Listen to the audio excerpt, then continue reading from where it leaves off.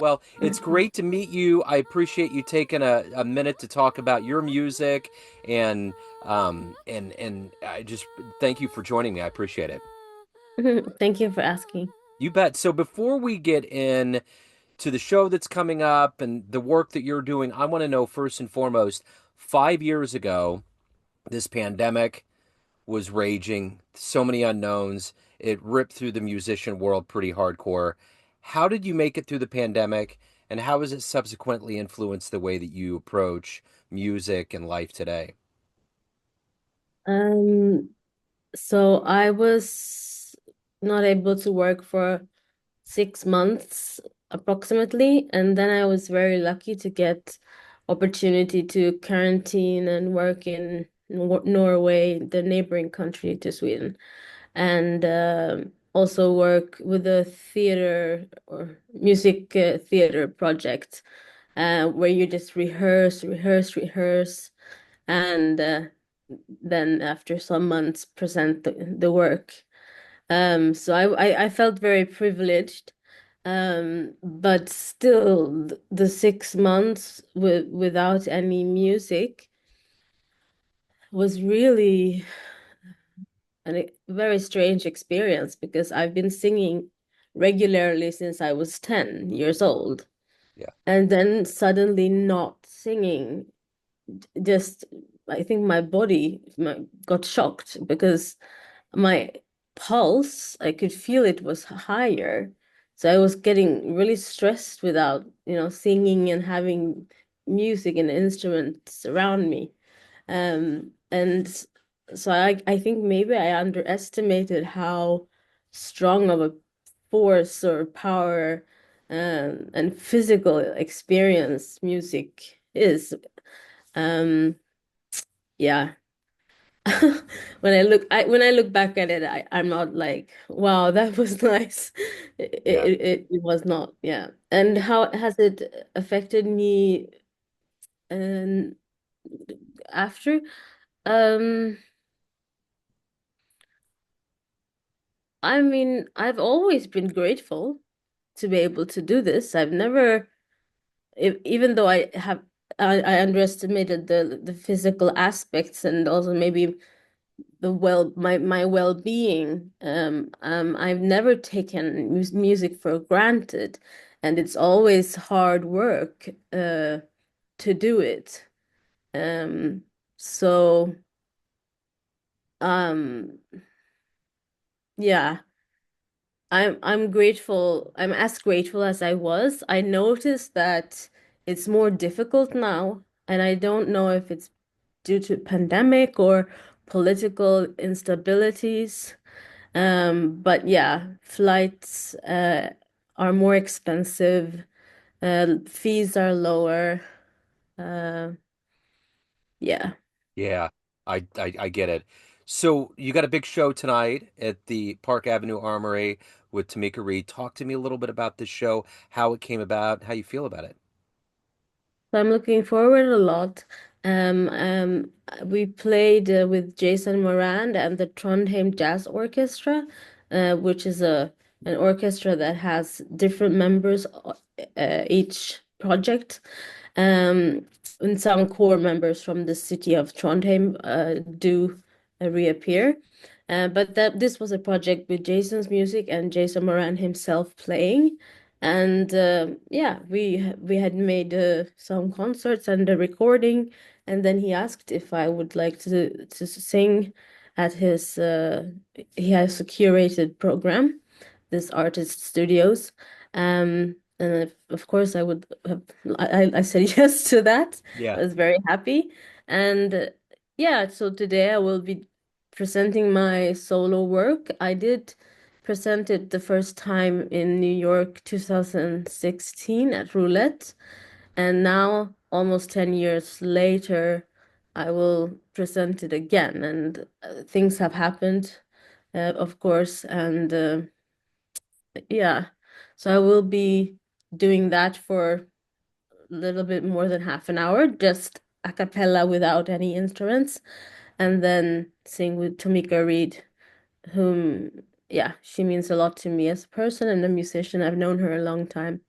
Yeah, so I'm looking forward. So take me to the beginnings of your journey into the music. Take me to where you were born and raised, and how did this love of singing and being in the world of jazz and music, how did all of this begin and take hold? I've always sung as long as I remember. I just remember always going to the record player. It was this LP player. I'm kind of older, 40 plus. So we had our LP. Uh, and I always wanted to go there, always wanted to sing with the music that was on. Um, and I just continued doing that all the time. And my mother noticed that, she seems to kind of like music. I'm adopted by a single mother, and she's Swedish. And she's not in music. So she was kind of, it seems like she likes music. Maybe I should, do something about that. Yeah. We were living abroad because she was working with development agency, like the government development agency in Ethiopia, where I'm born, and also in Vietnam. And yeah, so when I turned like was gonna turn around 10, she said, yeah, but there's a school we can apply, you can apply to sing in Sweden. So I did, and then I entered that school. So, and that's a choir school, and from there I learned reading music and yeah, singing together in parts and some theory. And yeah, we had singing each maybe 2 times a week. I don't remember. And we moved to Sweden because of that. Mm, So yeah. so Yeah. who were some of your favorite singers? Who were influences on you? Uh, I'm a bit strange because I never had any idols. Do you say that? Idols? Yeah, that would be yeah. Yeah. Yeah. Yeah. No, I never had. I I'm I would if I had one, I think maybe it would have been Maria Callas. But it was also a lot about her person and the you know the story of Maria Callas. But also I love her singing, but I never wanted to be her. She was an opera singer. Um of course, Ella Fitzgerald is a singer I've listened to and I really like because she's amazing and has flawless technique, and there's no bad recording Yeah. with her. There are many. I just love singers who are good at what they do. And yeah, they can come from any genre. Whenever I hear a singer I like, I'm happy. And I don't have like a specific uh one that I always go back to, and Yeah. I have never been like that. Um, yeah. I think that's a good answer for it. Yeah. So what was the first live show that you saw that made a real impact on you? Interesting question. Um, I think it must have been in Hanoi, and they did some we went because we the life in Hanoi at the late 80s and beginning of the 90s in an embassy environment was very strict and regulated. So I had no access to popular music like from the US or uh, any popular music of any sorts. So just some records from Sweden, a few ones that I just played all the time, and uh, and then the music that was in the society. And we often went out to hear live concerts.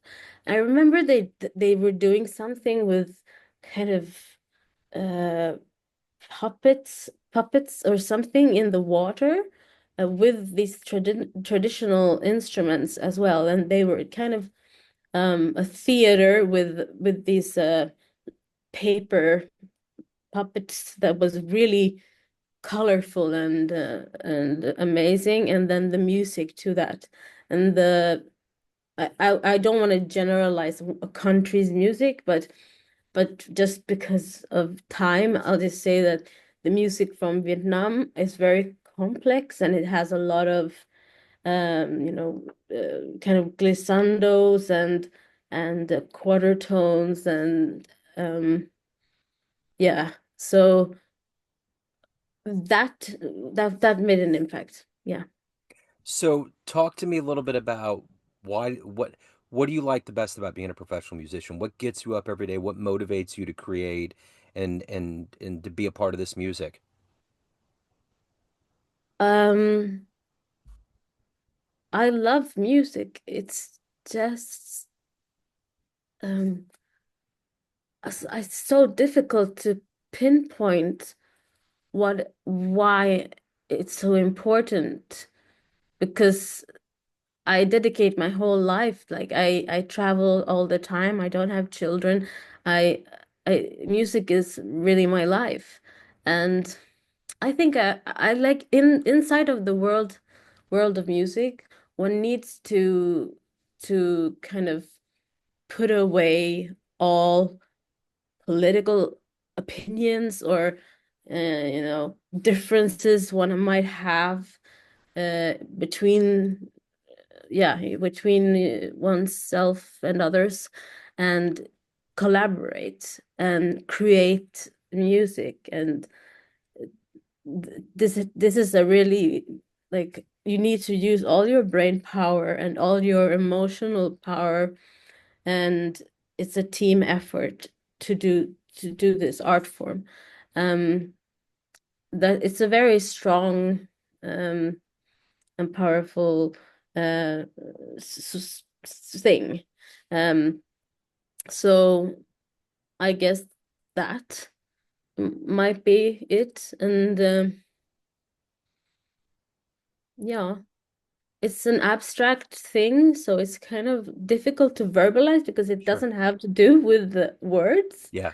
Uh, so to translate why, I think the most the easiest way for anyone to understand is to be in a band or to just place yourself inside of a symphony orchestra or come as close as possible to instruments, and then just feel how that feels, because it's also a physical experience.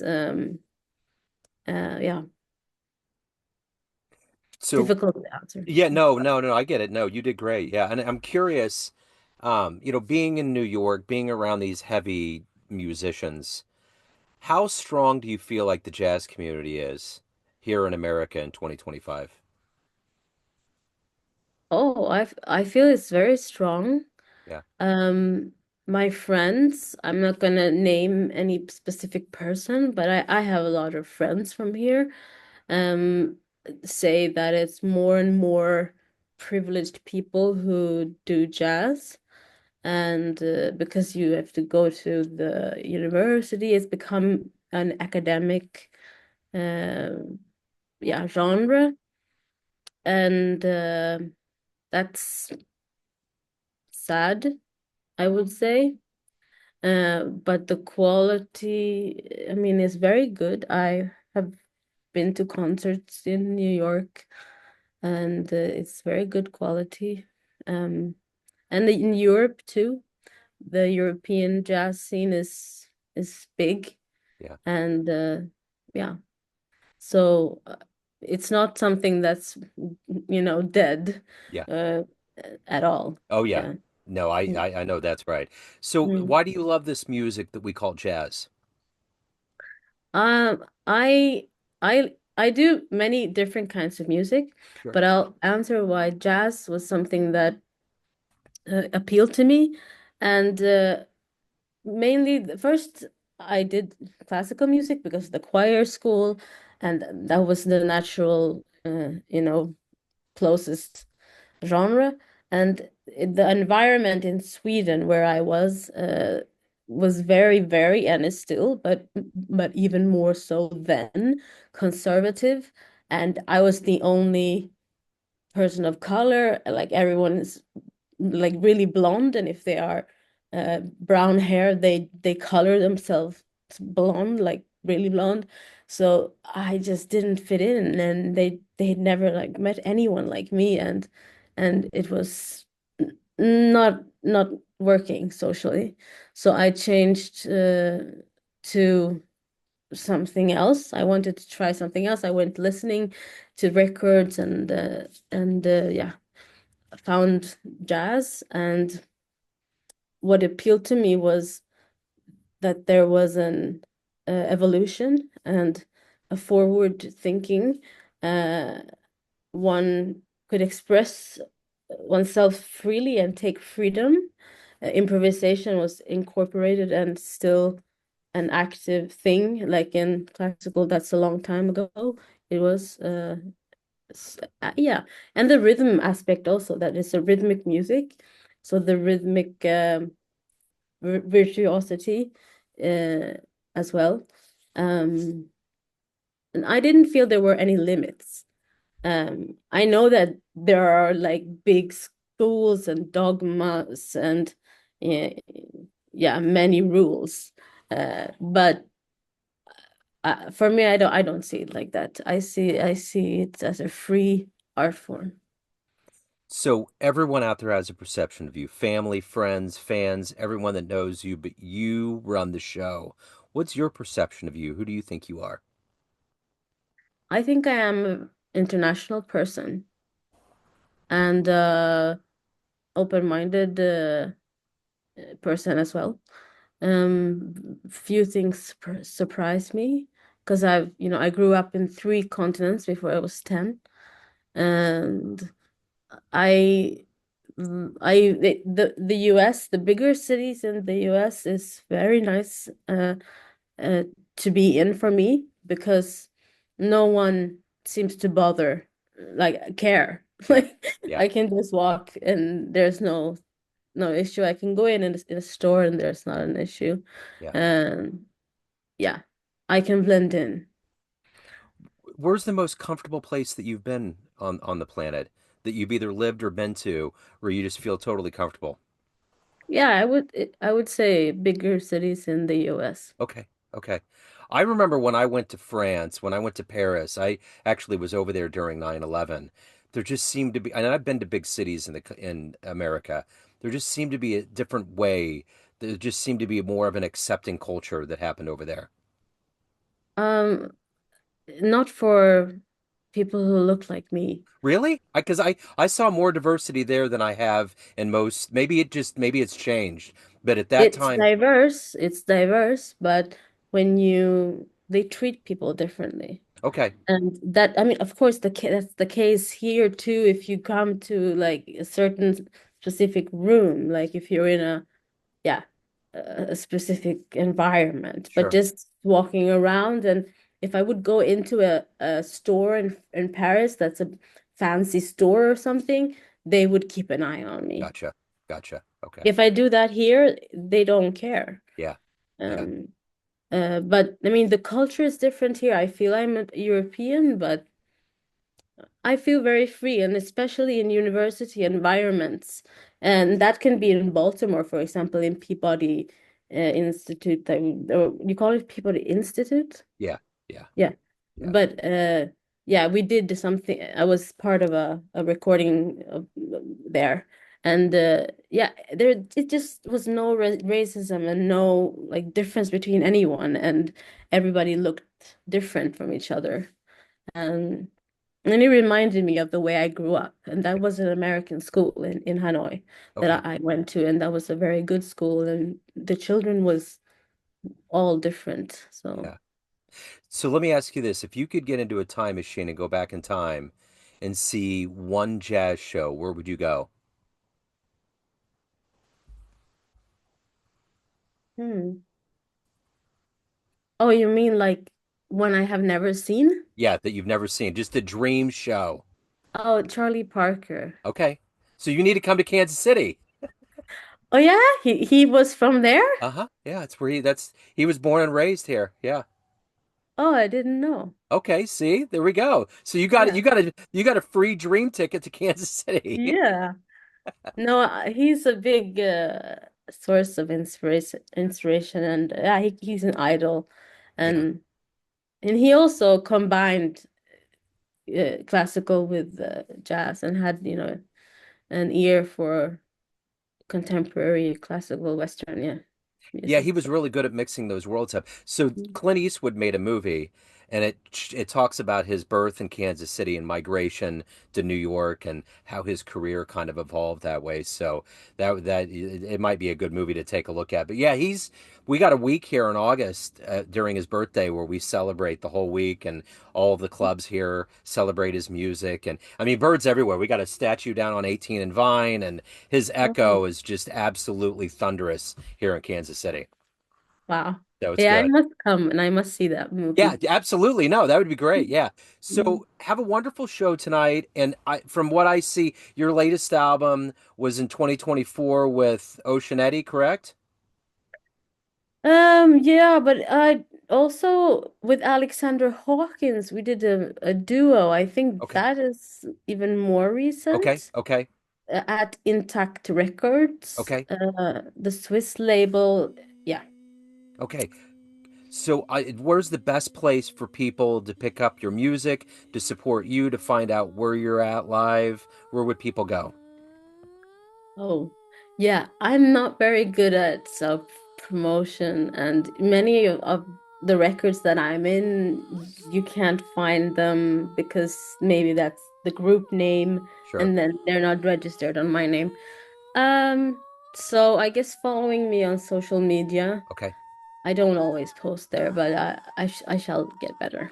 Okay. And I will Yeah. put links out there. So this was delightful. Thank you so much. It was great to meet you. Have a wonderful show tonight.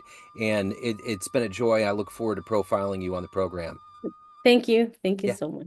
you bet. Jazz fans, Joe Domino here, the host of the weekly Neon Jazz radio show and regular interview series being produced and distributed from Lee Summit, Missouri. We are very excited to let you know about the second annual Lee Summit Jazz Festival taking place again this summer on June 28th at the Bridge Space, located at 210 Southwest Market Street in downtown Lee Summit. Following the success of the 2024 festival, the lineup will include Lee Summit students, Casey Area Youth Jazz, Paganova with Michael Pagan, Horoscope with Stan Kessler, Brad Gregory, Adam Larson, and the Lee Summit Jazz Orchestra.